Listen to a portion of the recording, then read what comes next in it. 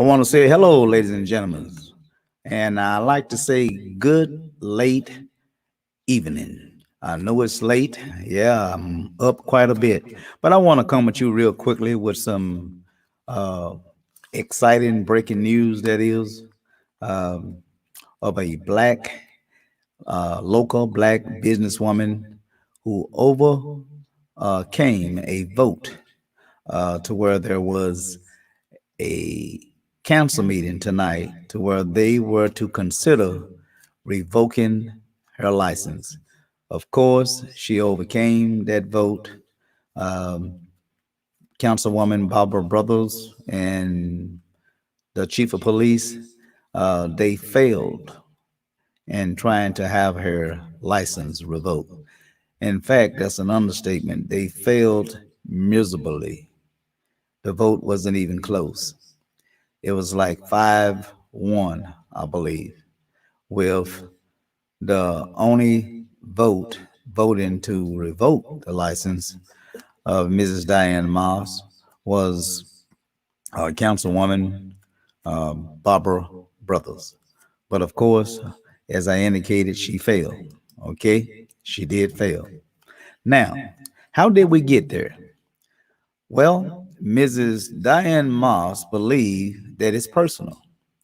And of course, she is standing against all the false allegations that has been made against her. In fact, when I use the word false, Mrs. Diane Moss is indicating that these allegations against her are indeed false. So, how did we get here again?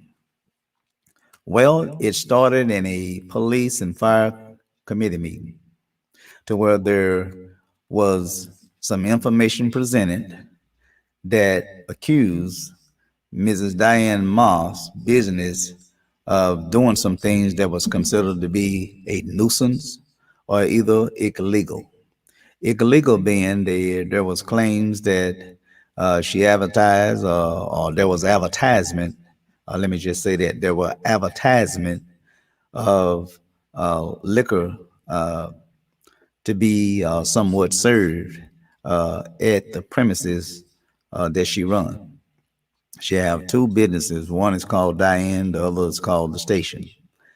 And they made those allegations based on circumstantial evidence, you know, which mean it's not concrete evidence, it's circumstantial.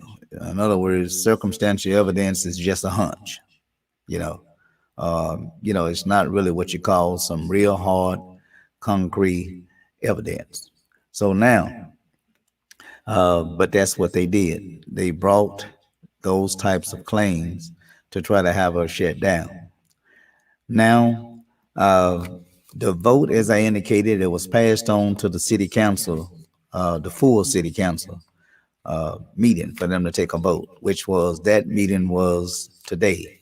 That meeting started at 5 o'clock. Of course, there was some people speaking there at the meeting. Um, as I understand, there was some speaking for and against. Now, come the vote. The vote was somewhat made with an appeal by Councilwoman Barbara Brothers.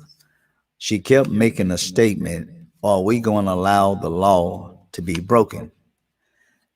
When you're making allegations like that, I have seen no evidence presented. All that I heard was lip service. I've seen no evidence to where they can specifically point to a particular video on Facebook because, as I understand, this case was built on Facebook. They claimed that there was some, I don't know if there was photos or what on Facebook, and I think that it might have had something to do with an event that took place at one of the businesses that Miss Diane Moss that she operated. Now, that's circumstantial evidence. I mean, if that's how a case is being built, and they want you, which Mrs. Moss believed that it was personal, then, you know, either you or myself, any of us is not safe. Anyone could set me up, come by my house and throw a bag of dope in my yard, and just so happen someone accused me of having dope on my property when I had no idea it was in my yard. But nevertheless, you know, uh, they are saying that it's my dope because it's in my yard, uh, although they didn't see me put it there. So, and that is the case that is going on with Mrs. Moss. She feels she's been somewhat treated unfairly with the false allegations, trying to have her businesses shut down. And so she really has been going through something for the past week or two. Now, you would think tonight that she would be somewhat relieved, due to the fact that she overcame the vote to take her license, revoke her license. But in speaking with Mrs. Diane Moss tonight, it appears that there is still some type of heaviness that is on her because of she mentioned that there was claims. I don't know who made it, which council member, but there was a statement made. We'll be watching. When you start hearing statements like that, you feel like now you're finna be stalked. There's going to be some creepers and peepers, what I call them, coming around her business, hoping, trying to find some violation to where they can have that "I got you" moment. I don't think that's fair. In fact, I think that's harassment, or stalking, or whatever you want to call it.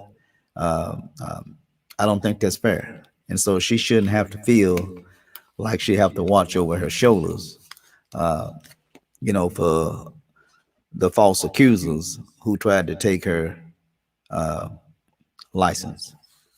Well, again, she was fortunate enough to withstand uh, such attempt by Councilwoman Brothers and Chief Ross Thompson. Now, is there anything else I have in here?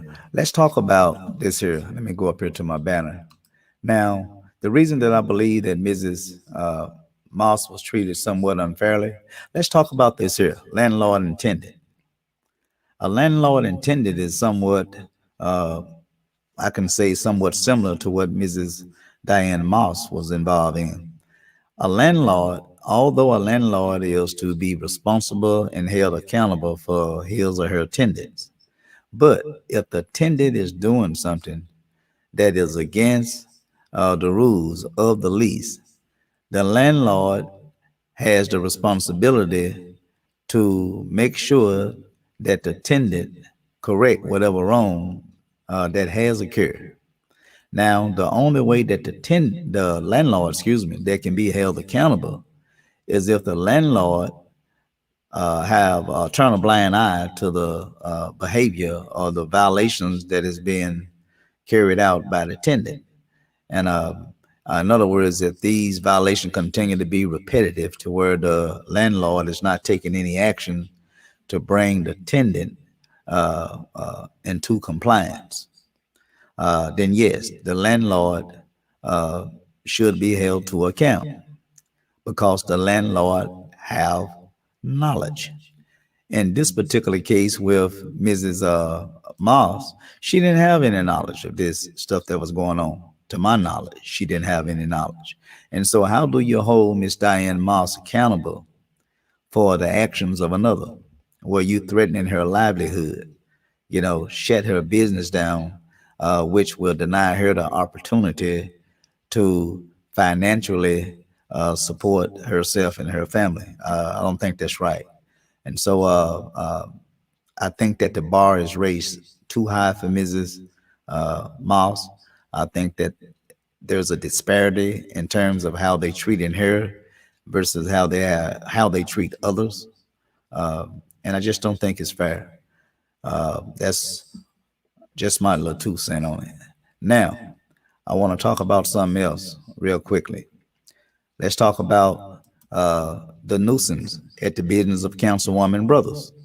I hadn't did no FOI yet, and if I do an FOI, uh, I'm guessing that I won't find one complaint against the business of Councilwoman Barbara Brothers.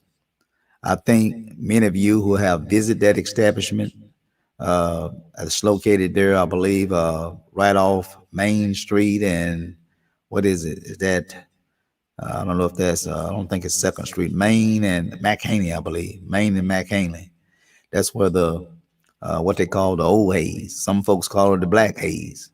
Uh, right there at Main and McHaney. But anyway, she have a business that either set aside. I don't know if the two buildings are connected, but they somewhat sit near each other. And there's a supermarket, Hayes, as I indicated, to where people is, coming to and fro inside the store, outside the store. And there has been calls to her business. I don't think she can deny that. She cannot deny that. And so if there is calls being made at her business over the years for the various nuisance acts, if you will, then why are we not talking about holding Mrs. Councilwoman Brothers to account? Because Lord knows there have been times to where police have been called to her place of business. So that's what we mean when we say, let us all be fair. Fair is fair. Okay. So that is what is going on in terms of the disparity or the unfairness of how they treated Mrs. Diane Moss as opposed to how they treat others. All right. And so we need to check that out. Are there any complaints going back in past times to present date of any nuisances behavior or acts that has occurred at the business of Councilwoman Brothers? All right. And so that is that. Two, look like we got one other, I believe, that I want to talk about. And let me find it.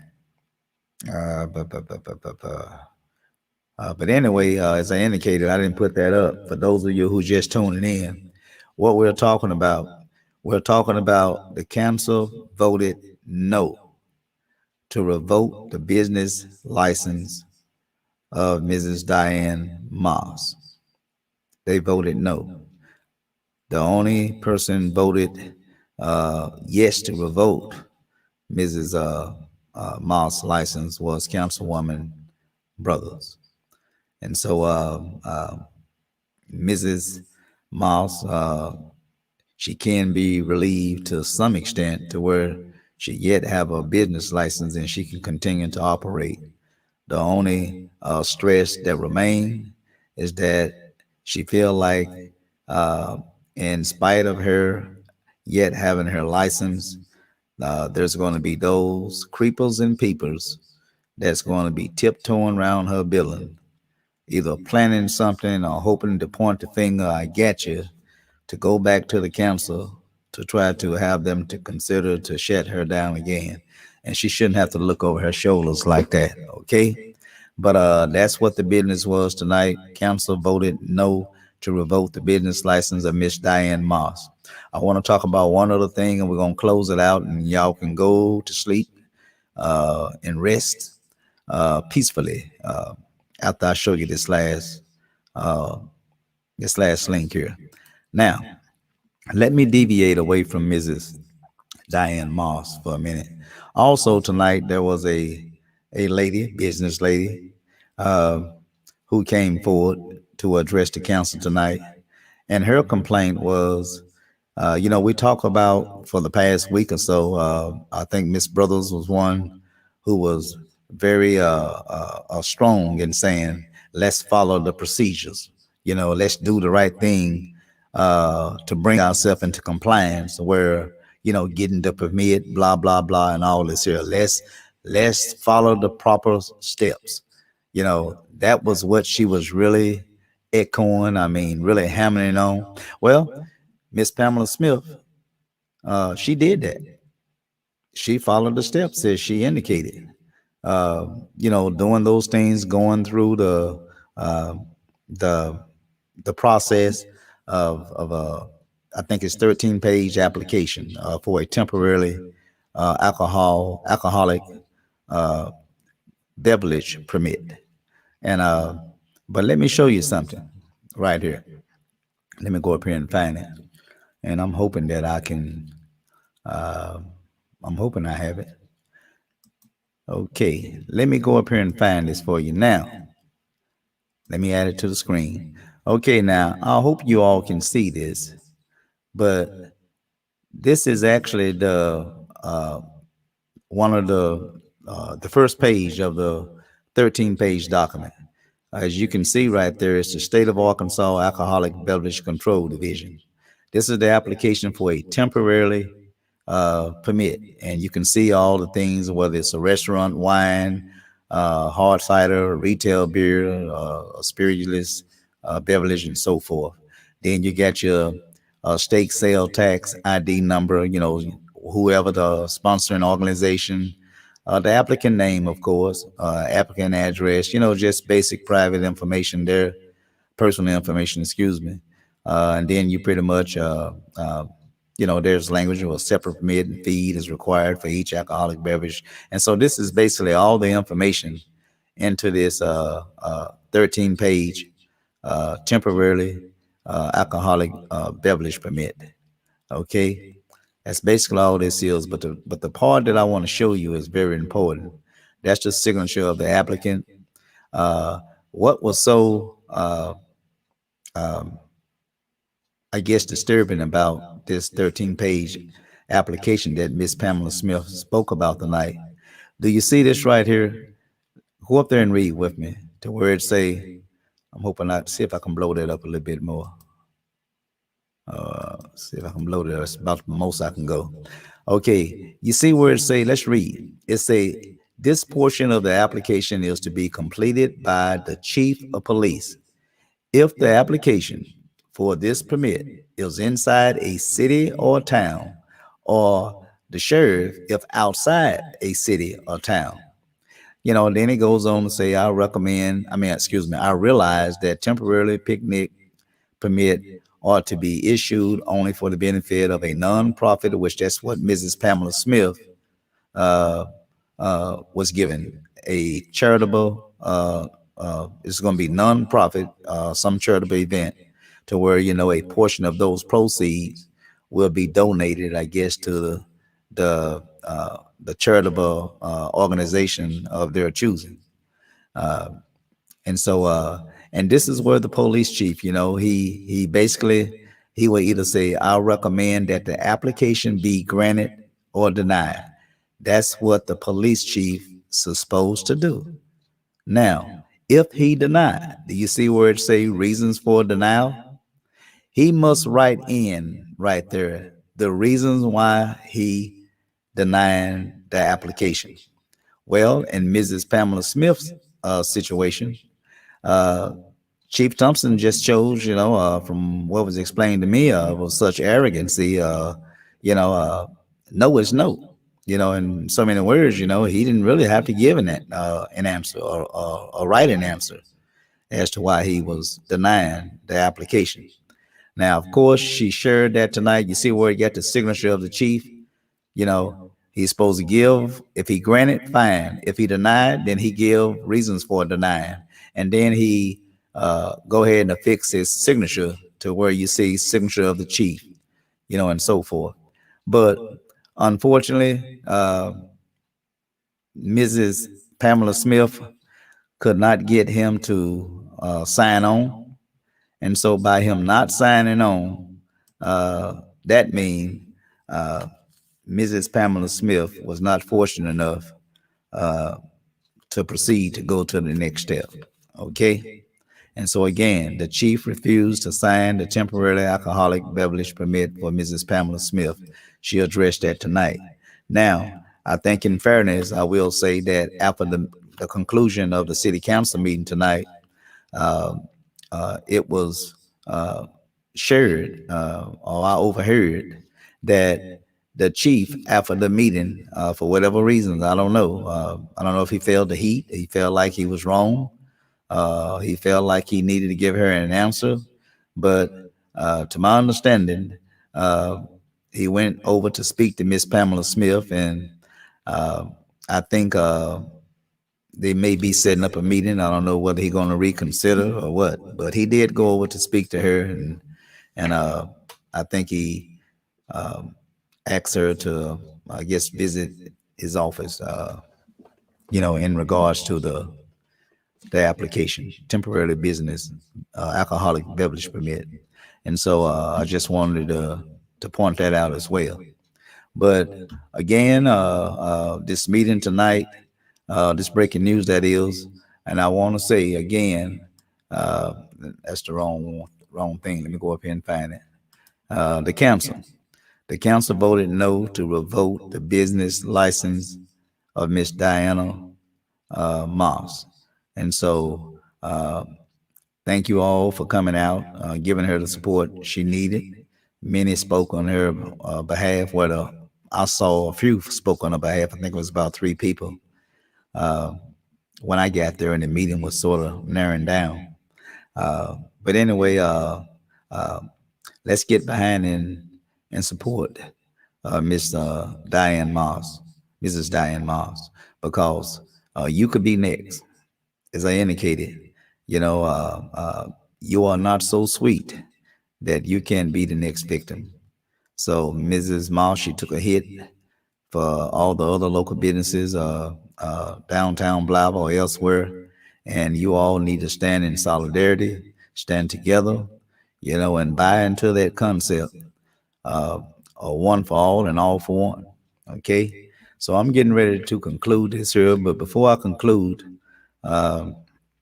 this meeting, I want to go up here and I want to try to pull something up. You all know that I am in the process to where we have a online petition to where we're asking for the city council to consider uh, terminating removal of the Blythe police chief.